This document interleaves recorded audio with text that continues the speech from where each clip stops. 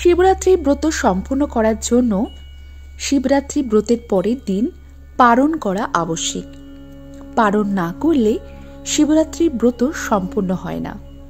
নমস্কার বন্ধুরা, আমি সুমিতা। আমার চ্যানেলে আপনাদের সকলকে অনেক অনেক স্বাগত। আশা করছি আপনারা সকলেই খুব ভালো আছেন এবং ঈশ্বরের কৃপায় সুস্থ আছেন। আজ পবিত্র শিব চতুর্দশী, শ্রী শ্রী মহাশিবরাত্রি ব্রত আজ পালন করা হচ্ছে। শিবরাত্রির পরের দিন অর্থাৎ কালকেই রয়েছে পারণ বিধি। শিবরাত্রি ব্রত সম্পূর্ণ করার জন্য এই পারণ বিধি পালন করা অতি আবশ্যক। এই পারণ বিধি পালন না করলে শিবরাত্রির পুজোর ফল অসম্পূর্ণ থাকে, শিবরাত্রির ব্রত অসম্পূর্ণ থাকে। তাই শিবরাত্রির ব্রত সম্পূর্ণ করার জন্য শিবরাত্রির পরের দিন অবশ্যই পারণ বিধি পালন করতে হবে। তাহলে চলুন বন্ধুরা, সম্পূর্ণটি জানার জন্য আজকে পুরো ভিডিওটি দেখতে থাকুন। আশা করছি আপনাদের ভালো লাগবে এবং আপনাদের একটু হলেও উপকারে আসবে। আর যদি আমার ভিডিও ভালো লাগে অবশ্যই আমার ভিডিওতে একটি লাইক করবেন এবং আমার চ্যানেলে নতুন হয়ে থাকলে আমার চ্যানেলটিকে সাবস্ক্রাইব করে আমার পাশে থাকবেন। আমি সাধারণত আমার বন্ধুদের জন্য পুজো পাঠের বিধি, তত্ত্বকথা, বাস্তু টোটকা এবং বিভিন্ন রকম উপায় বিষয়ক ভিডিও বানিয়ে থাকি। আজ পবিত্র শিব চতুর্দশী, সূর্যের উত্তরায়ণের তিথি নাক্ষত্রিক বিচারে সবচেয়ে পবিত্র এই দিন। সনাতন ধর্মে মহাশিবরাত্রির বিশেষ মাহাত্ম্য রয়েছে। শিব পার্বতীর বিবাহ উৎসবই মহাশিবরাত্রি হিসেবে পালিত হয়। ফাল্গুন কৃষ্ণপক্ষের চতুর্দশী তিথি মহাশিবরাত্রি নামে পরিচিত। এই সময়ে 4টি প্রহরে দেবাদিদেব মহাদেবের পুজো করলে দুঃখ, কষ্ট, সংকট দূর হয়। আজকের ভিডিওতে আলোচনা করব আপনারা শিবরাত্রির পরের দিন পারণ কখন করবেন এবং কিভাবে করবেন। চলুন তার আগে জেনে নিই শিবরাত্রির সময়সূচি। শিবরাত্রি পড়েছে 26শে ফেব্রুয়ারি বুধবার। ফাল্গুন মাসের শুক্লপক্ষের চতুর্দশী তিথি শুরু হবে 26শে ফেব্রুয়ারি 2025 সকাল 11:08 থেকে এবং ফাল্গুন মাসের শুক্লপক্ষের চতুর্দশী তিথি সমাপ্ত হতে চলেছে 27শে ফেব্রুয়ারি সকাল 8:58। এইবার চলুন বন্ধুরা জেনে নিই 4 প্রহরের পুজোর সম্পূর্ণ সময়সূচি। প্রথম প্রহরের পুজো শুরু হবে সন্ধে 6:29 থেকে এবং থাকবে রাত 9:34 পর্যন্ত। প্রথম প্রহরের পুজো হবে। এরপর দ্বিতীয় প্রহরের পুজো হবে রাত 9:34 থেকে 27শে ফেব্রুয়ারি 12:39 পর্যন্ত। এরপর তৃতীয় প্রহরের পুজো শুরু হবে 27শে ফেব্রুয়ারি রাত 12:39 থেকে ভোর 3:45 পর্যন্ত এবং শেষ প্রহর অর্থাৎ চতুর্থ প্রহরের পুজো শুরু হবে 27শে ফেব্রুয়ারি ভোর 3:45 থেকে এবং চলবে সকাল 6:50 পর্যন্ত। চলুন বন্ধুরা এইবার জেনে নেওয়া যাক শিবরাত্রির পারণের সময়সূচি। পারণের সময় 27শে ফেব্রুয়ারি সকাল 6:48 থেকে সকাল 8:54 পর্যন্ত।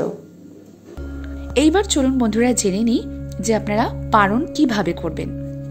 শিবরাত্রির পরের দিন আপনারা সকাল সকাল ঘুম থেকে উঠবেন এবং শুদ্ধ বস্ত্র, স্নান সেরে শুদ্ধ বস্ত্র ধারণ করবেন।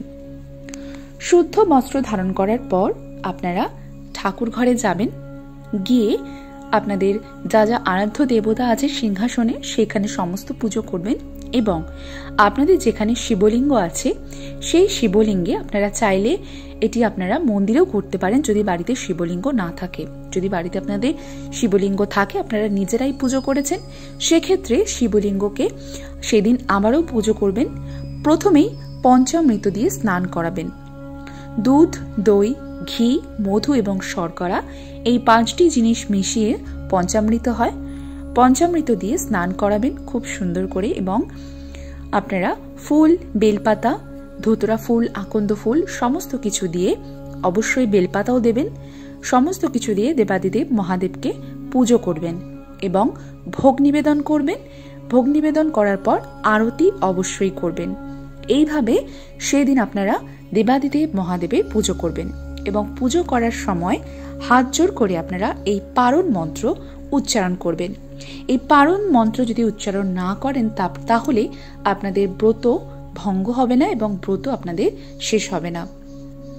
পারণ মন্ত্রটি হলো, আমি স্ক্রিনে উল্লেখ করে দিচ্ছি, ওং সংসার ক্লেশ দগ্ধস্য ব্রতে নানেন শঙ্কর প্রসিদ সমৌখ নাদ জ্ঞান দৃষ্টিপ্রদ ভব।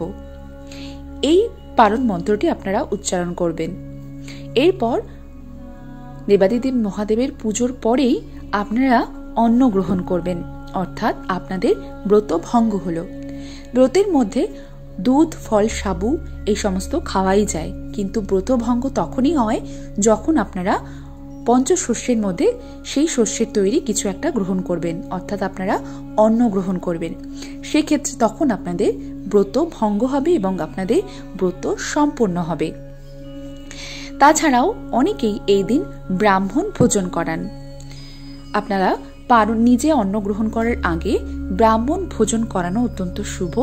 ব্রাহ্মণ ভোজন করাতে হয়, এটি ব্রতের একটি নিয়মের মধ্যে পড়ে, কিন্তু অনেকেই হয়তো সেই সুযোগ থাকে না ব্রাহ্মণকে নিজে হাতে রেঁধে ভোজন করানোর। তাই সেই ক্ষেত্রে আপনারা কি করবেন, একটা ভুজি নেবেন, একটি থালার মধ্যে কিছুটা চাল, কিছুটা তেল, ডাল এবং কিছু সবজি এবং কিছু ফল নিয়ে সেই ভুজিটি আপনারা যে কোনো পুরোহিতকে দান করতে পারেন। সেটি আপনারা যেখানে পুজো দিয়েছেন মন্দিরে যে কোনো পুরোহিত মশাইকে, যে কোনো ব্রাহ্মণকে আপনারা দান করতে পারেন। আপনি নিজে রান্না করে খাওয়াতে পারছেন না, সেই বিকল্প হিসেবে আপনারা এই ভুজিটি ব্রাহ্মণকে দান করতে পারেন। এটি একটি ব্রতের অঙ্গ, তাই এটি করতে একদমই ভুলবেন না। তারপর আপনারা নিজে অন্ন গ্রহণ করবেন। এছাড়াও এই দিন কিছু কিছু কাজ আছে যেগুলি আপনারা অবশ্যই করবেন, এতে ব্রতের ফল কিন্তু দ্বিগুণ হয়ে যায়। এই দিন আপনারা অবশ্যই কাউকে কিছু দান করবেন। কোনো গরিব, কোনো অসহায় ব্যক্তি যার প্রয়োজন আছে তাকে অবশ্যই আপনারা খাদ্য, বস্ত্র আপনাদের সাধ্য মতো, সামর্থ্য মতো দান করবেন। দানের কোনো আলাদা দিন হয় না এবং দানের মতো পুণ্য কাজও কিন্তু হয় না। তাই অবশ্যই এই দিন চেষ্টা করবেন কাউকে কিছু দান করার আপনার সাধ্য এবং সামর্থ্য মতো।